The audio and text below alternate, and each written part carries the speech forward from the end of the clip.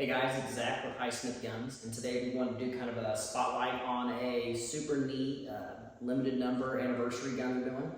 This is Springfield Armory's M1A 50th anniversary. Springfield Armory as a company, the original, obviously the name everybody thinks of it as the old Springfield Armory. 1777, George Washington himself picked out the land for the actual armory once it was established there in Harper's Ferry in Virginia. From 1795 to about 1968, when the military armory factory finally closed, Springfield Armory had a hand in either developing or building the U.S. military's main fighting rifle. Obviously, the armory did close down in 1968.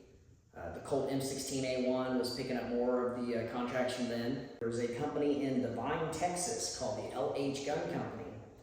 They had actually had an interest in the M14s, and they did a lot of stuff in 1911s. They bought the rights to the name Springfield Armory and changed their name over in the late 60s, early 70s in Texas. They started kind of dabbling with doing really early on civilian legal M14s. Later on, they would sell to the Reese family, Bob Reese, up in Geneseo, Illinois. 1974, the Springfield Armory, the company that we know of it today, would open. They specialized pretty much back then in M1As, the civilian legal M14, 1911s, and they also did a lot of importing. They imported in a lot of different firearms from Europe, a lot of stuff from Brazil. The company today, still to this day, produces many firearms, and they still import in a handful of firearms from Croatia. The M1A has always kind of been their, more or less their bread and butter as far as rifles. They have a long lineage of them of different lengths of barrels, national match guns, different packages you can get with these rifles. The M1A itself is, like I said, the civilian version of the old M14. The M14 was adopted by the U.S. military in 1957. Went along with the U.S. NATO trials. We kind of bullied the rest of NATO to adopt the 30 caliber 7.62 NATO cartridge. Kind of told them, hey, we'll adopt your rifle if you adopt our ammunition. We went back, supposed to adopt the FAL. Instead, we decided, well, we're going to build our own rifle.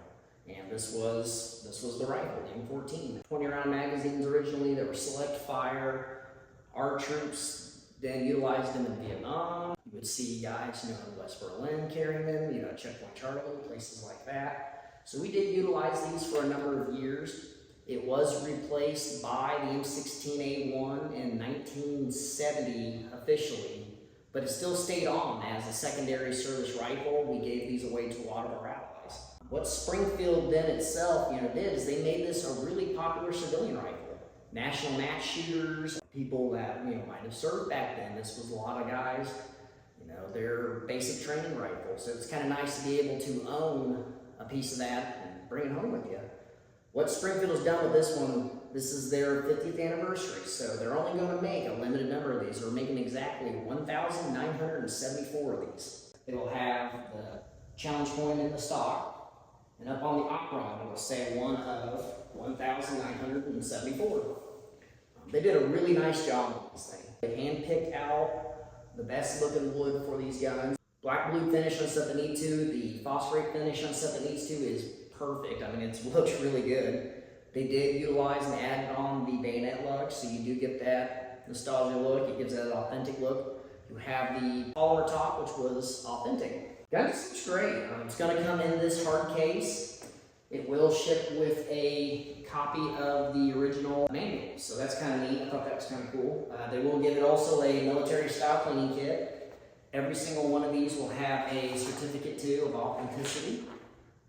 But other than that, guys, it's a really slick gun. This one is available. I cannot promise we will get a whole lot of these, but we were lucky enough to get our hands on at least one. So come and see us. Thanks.